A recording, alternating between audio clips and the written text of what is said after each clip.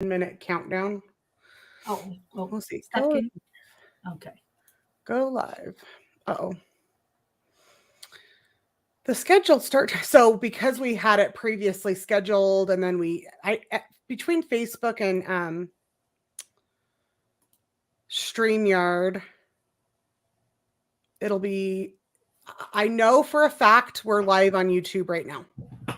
Oh, okay. It's still kind of giving me weirdness on the Facebook groups.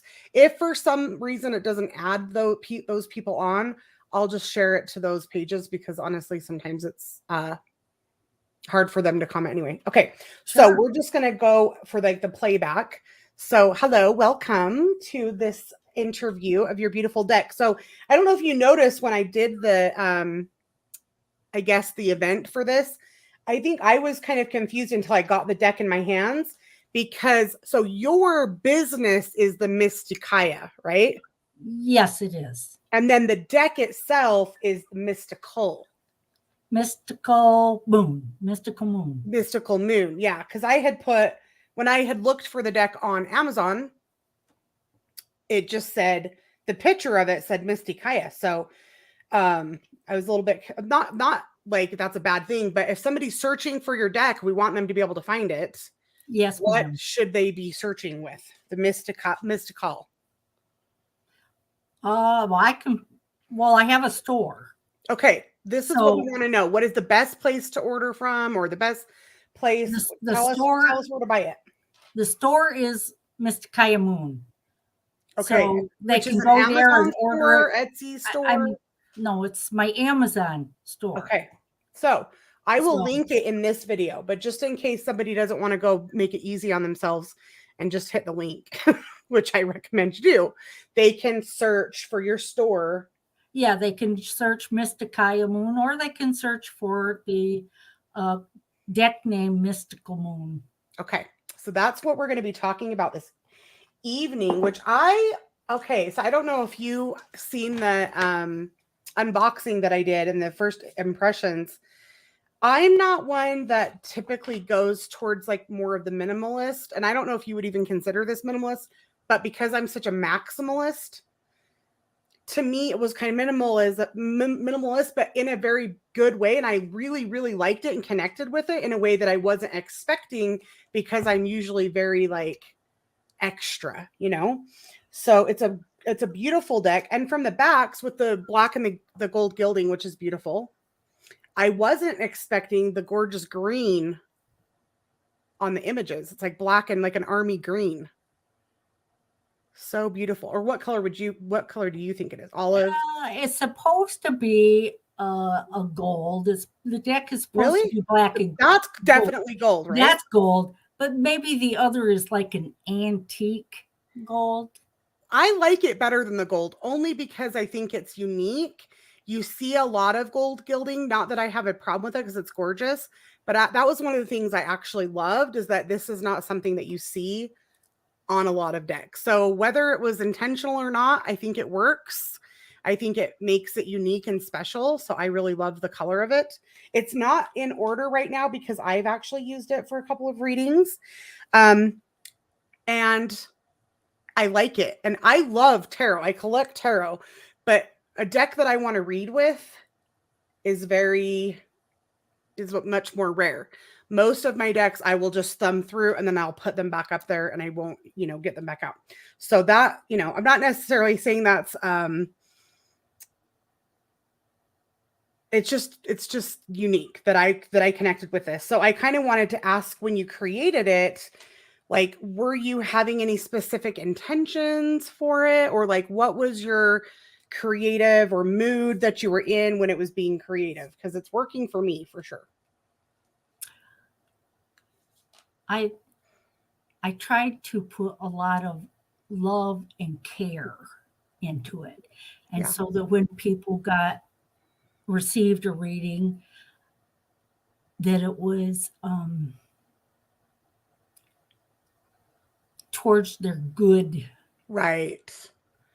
Yeah, because tarot is of both shadow and light, so it can bring up things that can be difficult, but you can still have it be said with compassion or with love in even if it's a situation that's difficult.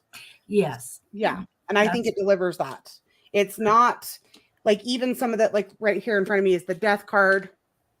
It still gives the symbolism that I want in the death card with that moth, the rebirth, the death and the rebirth, but it is in a much more feminine way with that. And it's less scary and daunting than like the full, skeleton on the horse of the traditional. I love that you did incorporate a lot of the more traditional symbolism, because typically the decks that I work with are very Rider Waite Smith. So even though this artwork is different and more modern, it's still an RWS deck, and it has pretty much the same symbolism as you would get on any standard RWS deck. So that's why I was saying, for me, it's very rare that I connect with a deck that has different symbolism, because I think you still stayed traditional enough so that somebody like me I need to make that connection. Some people like a whole different variety of tarot decks because they read it more as an oracle, where the artwork evokes different feelings depend on the art of the card, which is fine. And I love oracle, and you can see I have a lot of oracle decks too. But for me, if I reach for a tarot deck, I want to read with that system. Right. So I need those certain symbols to like recall those things. Absolutely. So I feel like for I think it would be a deck that would work with both groups of people. If you're somebody that really likes a traditional RWS style, it gives you just enough to know. Because sometimes if the deck goes way off, even though it could be a beautiful deck, I do readings all day, every single day. I teach tarot. I run a tarot group. If I get a tarot deck that's too far off, I'll look at a card and be like, hey, wait a minute. It takes me like 6 minutes to connect what it is. Because I'm not necessarily just looking at the number or the suit. I'm looking for those symbols that my unconscious or subconscious mind knows. So I think it's a really good balance. But for people, and I think maybe it's a lot of the younger generations and the newer readers, they love a fresh new take on tarot. So I feel like it's going to be able to cover the bases there with people that are more traditional and people that are wanting something fresh and new. So I think you did a great job with that. Thank you. Thank you. So I have to ask everybody, because I just assume that creators are going to be coming in with a lot of water or air, or water and air placement. So do you know your top 3, or what's your sun sign? I'm fire. You're fire. Okay, good. I'm fire. So tell me what you got. Let's see. I am a Leo, number 1. Leo, a sun in Leo. Yes. Nice. I'm a Leo moon. My moon sign is Libra. Lovely. And my ascent is Virgo. Virgo. No wonder it's so meticulous and neat. It's very, not that I've never seen this. I mean, maybe there are decks that are sloppy, but it does seem very, I would use the word neat. So I see that Virgo rising in you. Nice. Well, that's good to know that you don't have to have heavy water placements. I really don't have not a very creative person. Not in that way, not like artistically, So, okay. How long did the deck take you from like conception to birth? Well, it took longer than I wanted. I think that's pretty par for the course with most things, right? I think I got it done within 6 months. Wow. Okay. So what sparked you to go, yep, you know what I'm going to do is I'm going to create a tarot deck? Well, I'm a spiritual being, and I've learned a lot of things, and I wanted to incorporate some of those learnings into a deck. And I'm a tarot deck enthusiast, and I have a lot of decks myself. Have you what were you at your last count? I'm horrible at counting, so I don't know exactly, but what would you estimate at? Well, probably not as many as you. I think I have over 100. Well, that's a lot. Over 100 is a lot, because if I combine my oracle and my tarot, probably around 250, maybe a little more at this, because the last time I counted. So my setup here, my husband installed and built these shelves for me in February, because before that, I don't know how, I was keeping them all in like wooden crates. Oh, and my yeah. office was just, I mean, overflow. If I was like, I need a better system. So when that went up, I counted them all because I hadn't counted them for a very long time. But, you know, I'm always adding. And so I feel like I'm right around 250 total. And at the time in February when I counted, I was just right at 100 tarot and about 100 oracle. That was like pretty neck and neck. Do you also, are you an oracle enthusiast or are you strictly I tarot? guess, well, I do have oracle cards, and I'm including those in the 100-ish. Yeah, so you do have some sprinkled in I there. do have some. Yeah. Did you Yes. start with tarot or did you start with oracle? I actually started with tarot. Yeah. When? I had a friend that we did feng shui together. Oh, And cool. she did, she read tarot. And so that's how I got into it. Well, it's only been about 10 years, so I'm not. I feel like now, you know what? Back when I bought my first tarot deck, which, so for me, and that we can kind of talk about that too, because you've been around for a long time. You know what the kind of old wives' tales were, where you weren't necessarily supposed to buy your first deck. You're supposed to be gifted your first deck. And so I live in Utah. I was raised Mormon. If I was going to sit around and wait for somebody to gift me a deck, I would not be reading tarot today. That's for damn sure. So there was just something about it that immediately pulled me in when I don't remember exactly. I think I was around 17 or 18, but this would have been in like 96, 95, 96. And we had a bookstore here called Hastings Entertainment, back when you'd have to go buy CDs and DVD, Sure. you know. So I'd always go right to the like spiritual self-help book aisle. Always was super drawn to that. And that's about where they would keep the tarot decks too. So I remember I was going over there. I think I was looking for a book, which I don't know if you've ever heard of this book or read it, but it's called The Celestine Prophecy.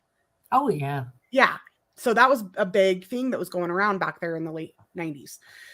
And so I was looking for that book, which, so because you're familiar with it, the whole premise of that book is like, there's no coincidences and there's no, everything is synchronistic. And so I'm looking for that book, which I did get. And at the time, it was one of the first books I ever read just because I wanted to read a book. So I was just out of high school and I wasn't a good student and I dropped out and I wasn't one that would read for fun, if you know what I mean. And so I read that book. But at the time that I picked that book up, I seen this tarot deck just kind of, it was like the singing of the angels that you think about when something's really calling you. And it was the Mythic Tarot. I don't know if you remember that or if it's in your collection. It could be. The Mythic Tarot is like, it's kind of like a Greek pantheon. And it was like a whole system that would come with a cloth that had the Celtic cross spread on it. And then it had the cards in the book. Yeah, that looks familiar. And this one, it's in print now, but it's a different edition. It's purple now, I think. But if you have one of the, or you can get one of the older black copies, it's obviously worth a lot. So anyway, I bought this deck. You can see how old this is all yellow now. It used to be white. And I did all the things and I slept with it and I kept it wrapped in the cloth, even though I think that cloth was polyester, but I was doing all the things that you're wanting to do to build your connection with your deck. And it just, you know, we didn't have the internet. We didn't have YouTube. We didn't have all these tools to learn like we do now. So try as I might, it just wasn't clicking with me, but I always hung on to it and kept it in its cloth and kept it in a box and did all the things. And then I actually got into Oracle somewhere around 2014, 2015. And Oracle just, you know, it's just so easy. You just can use your pure intuition. You don't have to focus on the book meanings or anything like that. And I think that just gave me the confidence. And then I went, okay, I'm going to try to go back for tarot. And I went to go find the deck and I couldn't find it. And I know that I had kept it for at least 25 of those years. And then all of a sudden I couldn't find it. So I go back to the same store, Hastings. It's still there, but now it's changed names and it's called like Entertainment or something. And I go in and I go to the book aisle just as I did all those years before. And I wasn't trying to buy the same deck. I was just going in to buy a deck, and they were actually having to go out of business sell. So they had this one that was marked down, and I'm a bargain shopper. So I grab it and I buy it and I start working with it, or trying to. It was the same Mythic Tarot, but it was the purple newer edition. Oh my gosh. And it refused to work with me, Jerri. I don't know what it was. This deck wouldn't work. So I had a friend also, now instead of studying feng shui, which I love, we're going to talk about that. She's an astrologist. And she was saying how the Mythic Tarot is a really good one for studying astrology because the Greek pantheon is all tied into astrology. So if you know Persephone, and you would know what planet that is, and just things like that. So she really wanted the deck, and she had looked it up and found out it was very expensive because it was out of print. And she had been gifted I don't know exactly what edition, but the plaid back. Like this, okay, from her mom for Christmas the year before. So we did a swap. So she ended up with this one, and I ended up with the plaid back. And immediately it just started clicking. And I think because this is not an RWS system, this is like, they're beautiful, but they're not that. Mm-hmm. Now I can read with it because I know. Sure. But anyway, I feel like it was kind of serendipitous where I was gifted a deck, but not because I bought that one and she was gifted one and we traded. I still think you can totally buy your own deck and should. You should. Yeah, you can. But I do think it is special if somebody is gifted one and they weren't necessarily asking or looking to be gifted, you know? So yeah, that's what got me into the RWS. And then if you take classes, and most books are all RWS based. So I do recommend, for the most part, if somebody is wanting to really work on their reading skills, they want to really be a reader, I do think it's a good place to start. So with that said, I do feel this can still work with, if you went and picked up, for example, this is the one I keep on my desk. This is one of my favorite older tarot books. Yeah. This would totally still work with your deck because your symbolism is close enough that you're not going to be like, what? So I love that. I'll point out a couple of my favorite cards, but while I'm looking for it, what is your favorite tarot card? Well, in that deck, in your deck and in general, it's the Hierophant. Really? It's got the keys. Let me look at it. I did like that one, and you can even go back and watch because I filmed that video last week, and I said, "Oh wow, a Hierophant I don't hate." I normally don't like that because I had such a strict religious upbringing, right? Let me find it. So I do remember. I don't remember what it looked like. Oh, right here. Okay. The keys. Yeah, with the double keys. The moons. You've got, that's the Hierophant. Yeah. Yeah. Way less creepy than the Pope.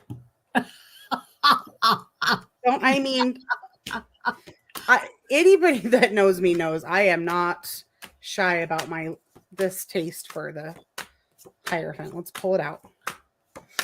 Yeah. I mean, it's just, I know which one I'd personally rather. So that's but why is it your favorite card?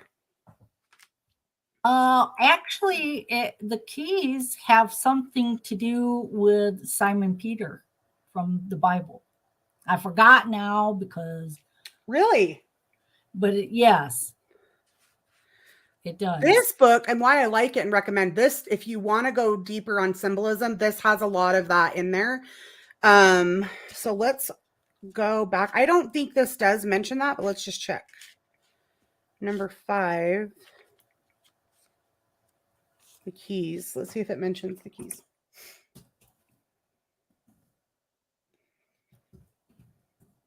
The crossed keys at the feet of the Hierophant, 1 gold and 1 silver, are the solar and lunar currents of energy. Oh, well, that's very cool. The 2 tonsured priests kneeling before him wear palms, which we don't have those priest, which I'm fine with because, again, I think it's like, it's the obedience and the blind faith and that type of thing that triggers me. So this kind of takes away all that. But explain the, I know who'd you say, Samuel and who? Simon Oh, Peter. Simon. in So the is that one Bible. person or is that two people? No, it's just one person. Didn't you just say you had a religious upbringing? You don't know. Mormon. They have their own book, the Book of Mormon. Oh. Now they say they incorporate the Bible, but we never studied the Bible. We only were reading from the Book of Mormon. So it's a cult. Okay. It's a whole other ballgame. But is it in the New Testament or the Old Testament? Not that I just like to learn this type of stuff. So now I'm just more interested than anything, but there's the two, for anybody that's wondering, on the Hierophant, the two keys are right here. And it says the keys of St. Peter. Okay. One's gold and one's silver, but those are both gold. Yeah. First, these are both gold too. Even though it says they're gold and silver, they literally both look gold. But you're supposed to just know one's gold and one's silver. It's the first represents the power to bind and loose in heaven, spiritual authority, while second represents the power to bind and loose on earth. Nice. And they're called Simon Peter's, or St. Peter. Oh, excuse me. Peter. St. Peter, not Simon. He lets you in the gates, right? The pearly gates. Yeah. So that kind of ties into the Judgment card, because the Judgment card is kind of that, right? Yes. Sorry, I'm just making sure that the comments are turned on. I know that I have some people watching. If you're watching from Facebook for some reason, you want to comment, I don't know, you have to accept some terms. Otherwise, you can come onto YouTube and hang out with us if you want to be able to comment or ask Jerri any questions. So anybody that wants to be able to participate, accept the terms and conditions of StreamYard. I don't know anything about that, but it should tell you, or join us on YouTube. We're live right now. Come on in. We would love to have some questions. I can see viewers and they're coming and going, but I'm not seeing any comments. Okay, so Hierophant, that's your favorite card here. Is that your favorite card in all decks or just yours?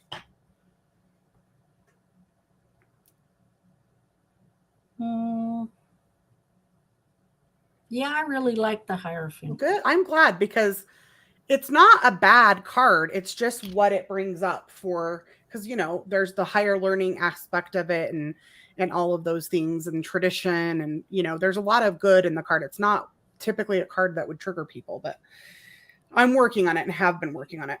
For anybody that's just coming on, we're talking about the Mystikal Moon deck. And this is the creator here, Jerri.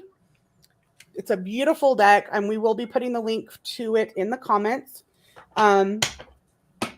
So my favorite card in this deck,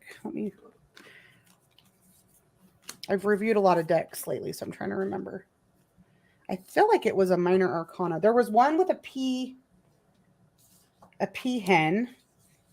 The Nine of Pentacles? Is it the Nine of Pentacles? Yeah, I think so. I do love that death card. That's beautiful. I already pointed that out earlier. Oh, the reason I can't find it is because the rest of the deck is here.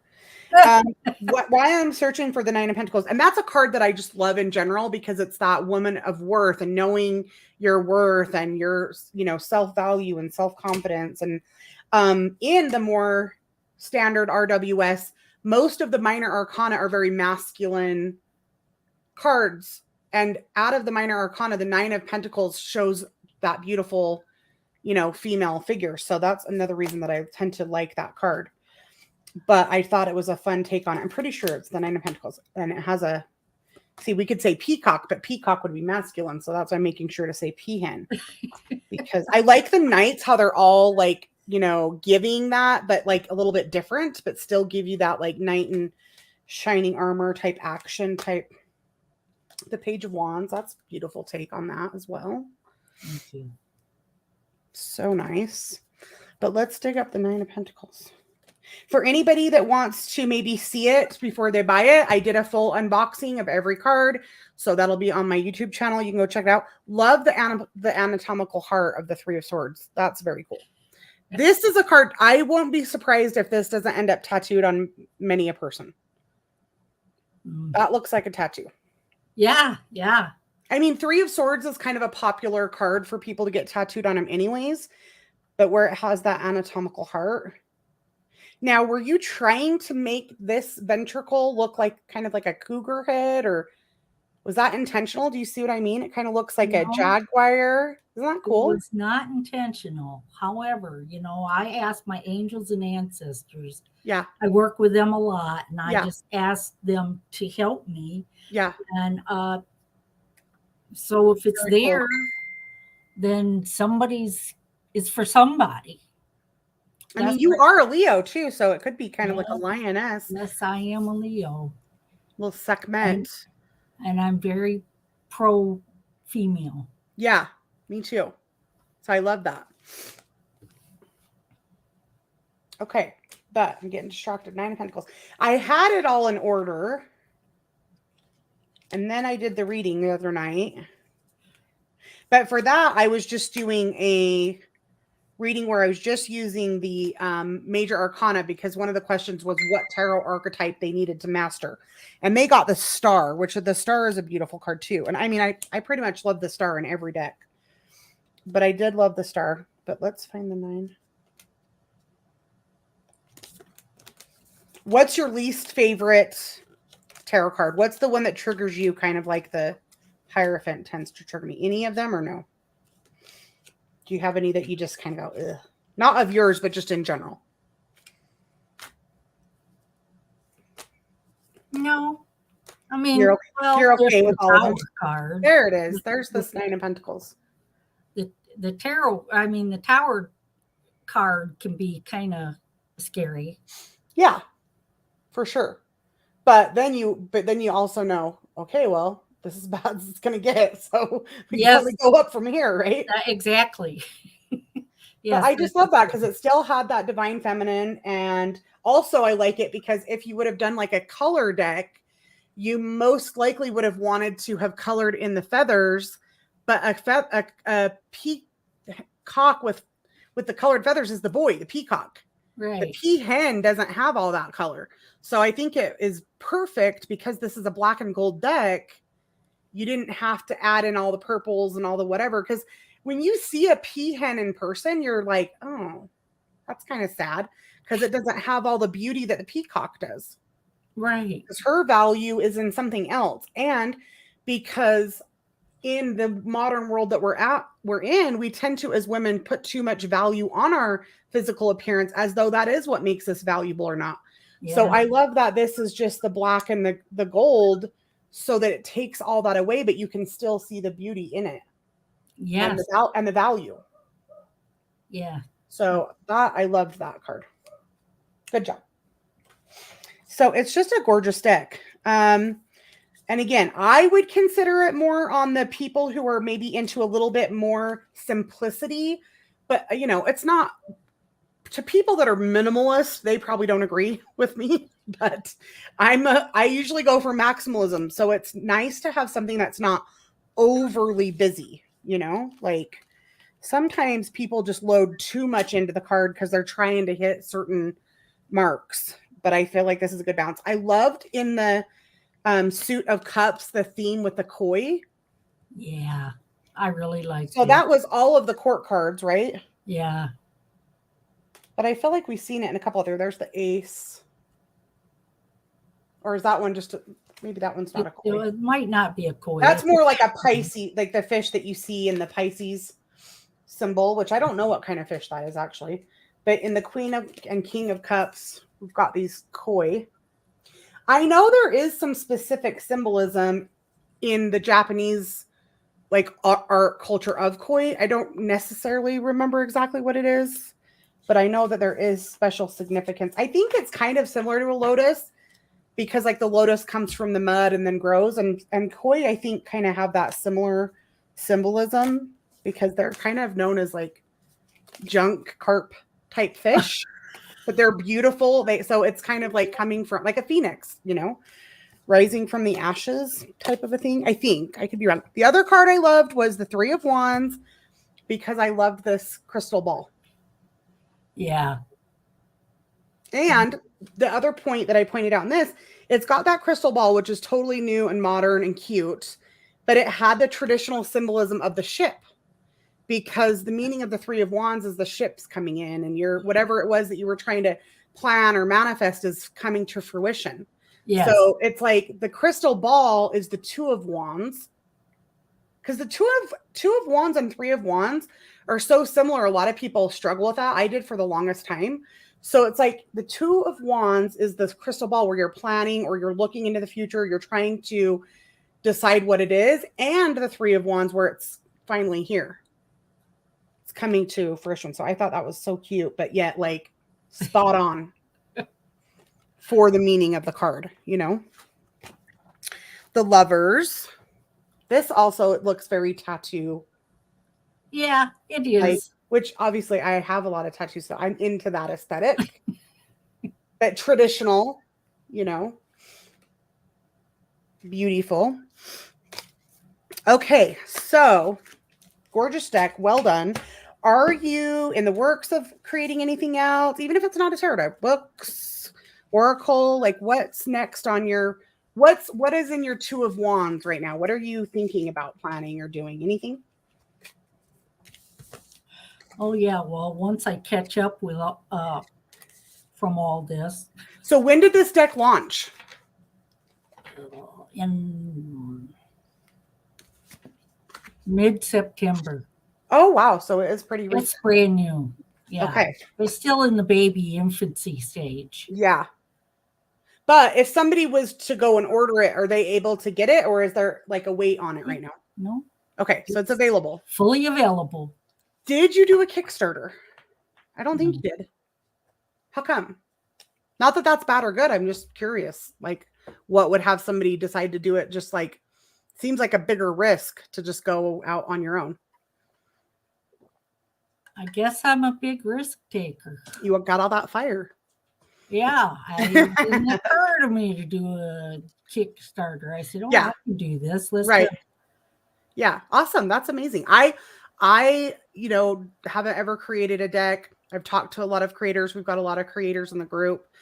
I do find, not that I don't kind of understand it, because I know that when you've worked for something and you've had to study and you've had to do a lot of footwork to figure out how to do something, and people just kind of expect you to just give it away and like, hey, how'd you do that? Oh, here's how I did it. Like, you don't, right. You know, but in the group, we have, I feel like it's one of the most commonly asked questions where people will want to know, hey, I want to create a tarot deck, or I want to create an oracle deck. Like, what do I do? So not that I'm asking you to give away the farm, but if you were to give some advice to your past self or a future creator that you feel comfortable, that's not, you know, I'm not asking you to give a tutorial or like step by step, but what would be some of the advice that you would offer to somebody or to your past self, knowing what you know now?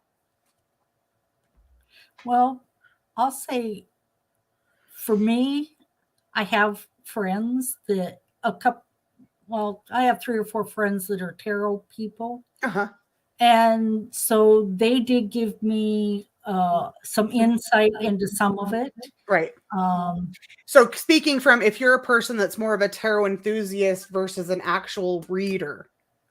Yes. Yes. Okay. Then I had, I kind of mocked it up and then had them say, hey, does this look all right? And well, it shows, because I would be somebody that would be critical of decks that don't make sense. You know what I mean? Like, yes.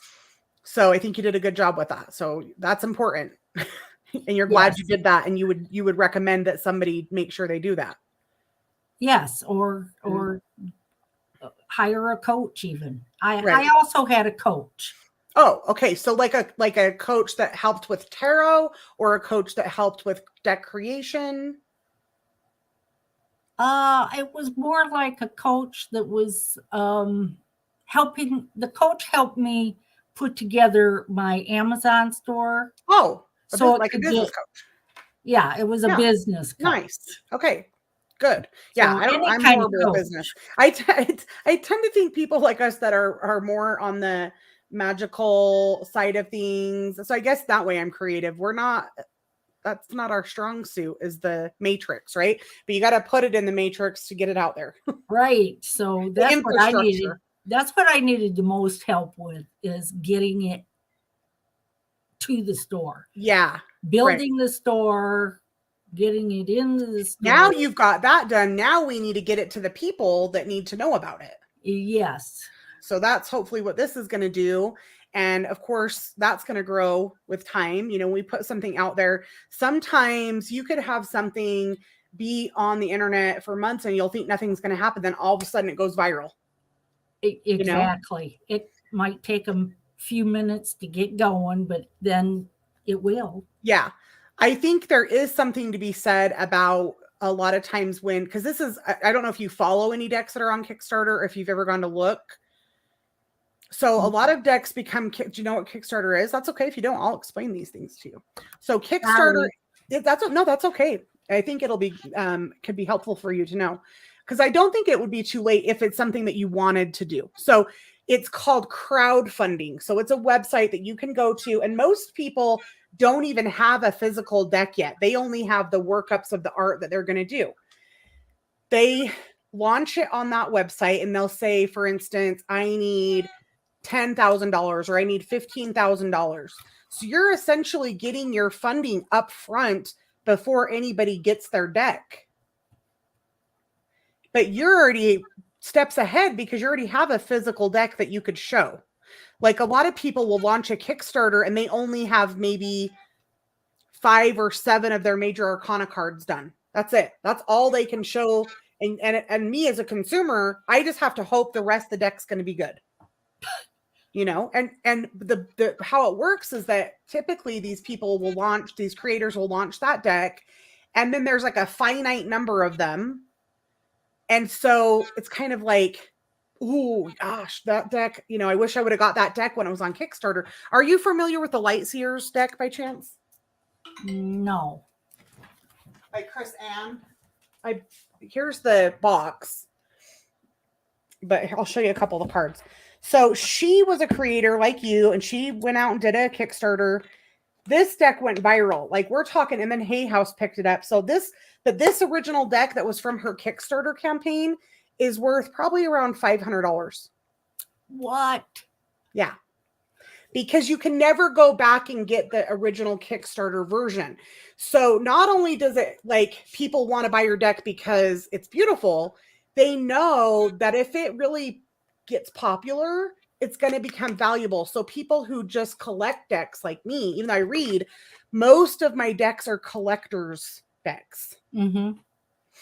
So that puts incentive for people to buy right now, because that deck could potentially be much more valuable than it will be in the future if, let's say, Hay House or some other publishing house says, hey, Jerri, we really like your deck. We want to publish it. This version is only this original Kickstarter, can never be redone.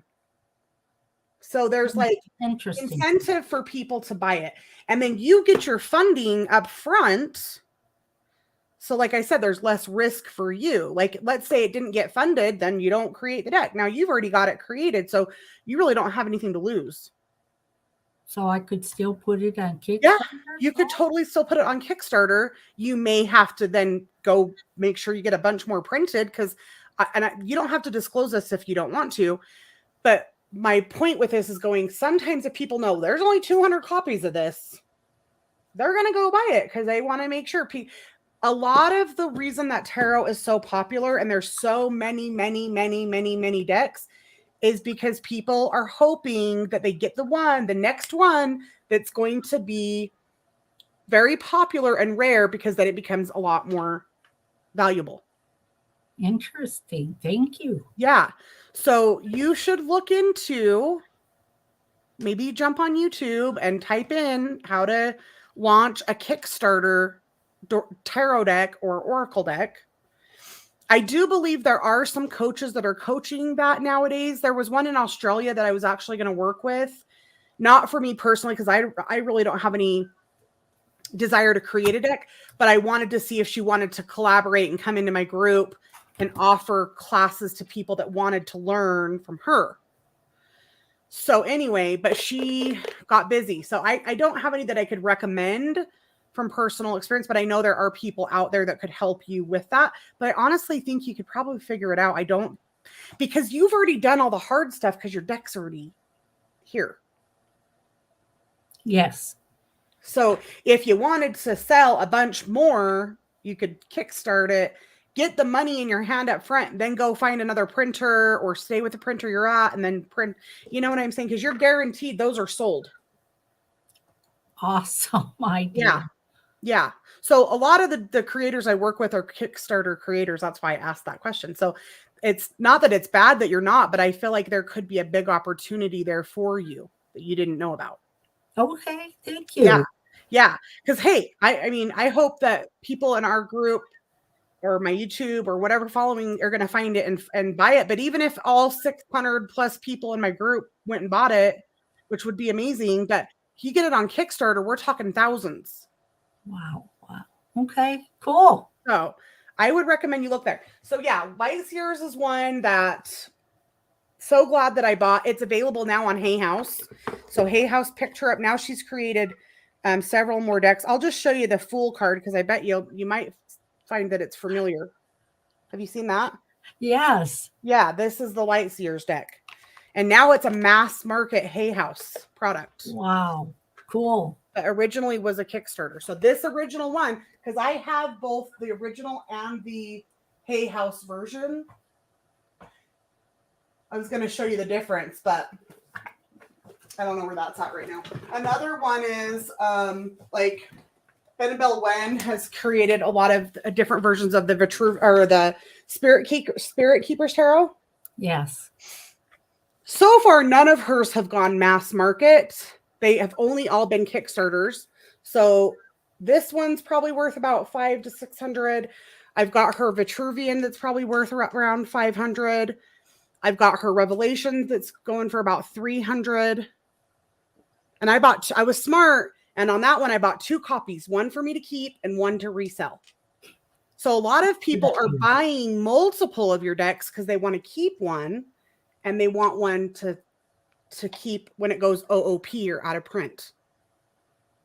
So, wow. Didn't know this was going to be a business call, but hey, I want you to make some money. I want everybody to have abundance. I want everybody to be profitable.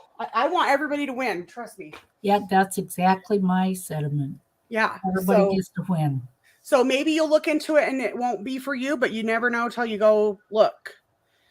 So yeah, but anyway, we'll have a lot of people that will be like, oh, they want to ask questions. And I get it. Like I said, I get that people don't want to just give it away, but I do think people could give a little more than they are. Like at this point, there are thousands and thousands of decks on the market, thousands more coming. It is what it is. I mean, I've seen people create decks on like business cards that are probably going through like Vistaprint or something, and good for them. People are going to figure out a way. So, I mean, and I think just again, in terms of like energy, if somebody's coming from a place of fear and lack, then you're going to live in fear and lack and you're not going to be successful. If you're willing to give and share, you're going to receive that back in ways that you couldn't even imagine, 100%. So, that's just my little 2 cents. A question that I wanted to make sure and ask was that I got this beautiful clear quartz crystal point in mine, but I didn't know. I said, she might have just sent this for me. Everybody gets a crystal point in their deck. Amazing. Yes, it's to help with keeping your deck clear. Yeah, I love that. I love that little extra. But I just wanted to make sure before I made it like seem like a guarantee that, and so they get a cloth bag. They get a beautiful silk bag. Yep. For their deck, which is black. So very traditional in that way. And you get a clear quartz point. And so what is the price point of the deck right now? What is it listed at? Well, currently it's listed at $49, but it's on sale right now for 40% off. Oh, great. For how long? Next couple of weeks. Okay, so get on there and get it for 40% off. That's Yes, great. That's a great huge deal. You never see anything more than like a 10% discount on this type of stuff. But once you get on Kickstarter, you're going to realize how undervalued your deck is. That's a great price for this. Wow, great. Thank you. Kickstarter decks you're paying up front anywhere from $80 to $100 for that first deck. I did an unboxing of a deck today before this call that I just got. That was a Kickstarter deck called the Mushroom Hunters Tarot. Awesome.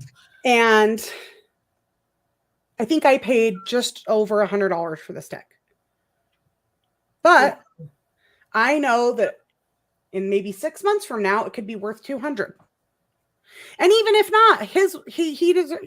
You're an independent creator. You, in my opinion, deserve more. It's costing you more than Hay House or US Games or whoever else that's mass printing whatever. You know what I mean? So it's worth every penny at that full price. But definitely don't sleep on that 40% discount, people. In honor of Samhain. And we did wear our witch hats, so we'll just end with that. So, what would you consider to be your practice or your philosophy when it comes to yourself as a witch? I would have to say I'm an eclectic witch. Yeah, me too. I like to work with the Gallery of Magic books, rituals, but there's so much more. And I've been in a coven, so really? Yes, so you have your set ways to do your rituals and calling. So you did group work, group magic in the coven? Mm-hmm. Yes, I loved it too. I feel like it would be so cool to feel the difference in energy that you could. How would you all decide, like, what were you going through certain things like for learning and training, or would you pick people in need, or how would you decide what you we actually had a book, and so what book was it? Well, it was the Coven book. Where we knew what we were going to study next. We studied astrology, like your guys' coven book, like your grimoire for that specific coven, or there's a book out there. Yes. Okay. And so there were things homework that we needed to do, like herbs, making your own ritual with it, an herb or a flower that is native to your area. And I love it. So how come you are not in? Did you move, or you just decided you wanted to be on your own? Oh, yeah, I was in Florida, and we don't really have. Well, there's what area are you in now? You're in middle. You're in the. I'm in Houston, Central. Texas. Oh, Houston. Yeah. So there's probably plenty. Yeah, you just gotta find people. Yeah, I just haven't found a coven like that one that has everything set up for what you're going to learn. How long had that coven been going for? Do you know? Oh my gosh, it's been around for years. Wow. That's probably why they had so much organization. Yes, but I enjoyed it immensely. Oh, that is so cool. What did they call us? The peak. When you're just getting started, we had brown robes. Oh, and then you worked up to the black? Yeah, so there was like 3 steps that you needed to go through. Brown, something else, and then black? Or yes, it was something. Maybe it was blue. Maybe brown, blue, and black, something like that. Obviously, both of us love blue. I see your blue hat. You can see my blue wall. I love the blue. So it was really an incredible experience because, everybody's energy and doing ritual at the same time was, you could really feel it. So what, if you could think of what was your most profound, magical experience. It could be in the coven or without. This one, couple of friends of mine and I decided to do a Gallery of Magic book where we were putting what is it? Some seal. I can't remember. One of the Seals of Solomon, like like that. The angels. And I could feel it tattoo onto my heart. Wow. And then that evening, because you do it for 11 days, that evening I had 3 light beings standing over my bed saying, "We hear you." Wow. Yeah, it was really incredible. But you don't remember what seal it was? Jesus. I'm sorry for that language. Oh no, you're I mean, I got it in my book, but my book's not in here. Okay, that's all right. Well, I was going to say, if that's something that you want to try to find out so you can know and maybe work with it again. Oh, yes. Oh, yeah. I have the books. You got that. Okay. So there is a, there's a couple tools, but one of them is a little oracle deck that just has the seals. But I also recently picked these up, which are like little coins that have, so it comes with a little book that has all the seals and what they are. Yeah. And then it came with a little velvet bag. And then you've got all your seals. So like for money and abundance, I've got the seals for that over on my money altar right now. But like each, you've just got. Nice. Yeah. Yes. So I just found these came up on a Facebook ad. I can't really remember. I'm trying to see if there's a name of who made them. But I think they were only like $25 or something. Yes. Let's see who the maker is. Zencast. Zencast. So do you remember what type of energy you were trying to be like evoking, or if it was like, because the seals are all, there's 5 seals per planet. So if you were working with Jupiter, there's 5 seals for that. Venus, 5 seals for that. Mars, 5 seals for that. Do you remember, like, if you knew what kind of energy you guys were trying to manifest, then I would probably be able to tell you what planet I would say it was probably for protection. So probably Saturn or the sun. I will definitely post what it is. The moon, the sun, or Saturn. So then there's 5 of each of those. So then you could go through and see, because I bet you when you see it, you'll probably have like a connection to it since it was imprinted, Yes, for sure. It was definitely imprinted. So you guys did it for 11 nights all together, or did you just do it together as a coven the first night and then individually for the other 10 nights? Yeah, we did it together the first night, and then we did it ourselves. Oh, love it. There were different experiences, right? But they all felt it. Yeah. Oh, they did all. They all felt it. Like when it was happening to you, everyone felt that something was happening. But did anybody else get imprinted with it, or just you? Mine didn't happen on the first night. It was like about the 7th night. 11 nights. That's a commitment. Well, that is amazing. Yeah, this is something I work with them mildly right now, I would say, but I'm also studying the Goetia. So the Goetia is the demons that so there's also the seals for sure, which a lot of people don't understand that they're not what we were taught that they were. That's exactly right. People like the Hierophant. But yeah, that's so cool. Well, I love that. Yeah, I've got all my witchy books down here. But I would love to be in a coven. I don't know. I've I almost joined an OTO group. Are you familiar with OTO? The Order of Templi Orientis. I doubt I'm saying that. Around 2009 or something, but I was not ready for that yet. I showed up to what would have been like an initiatory, like, ritual, and I was just like,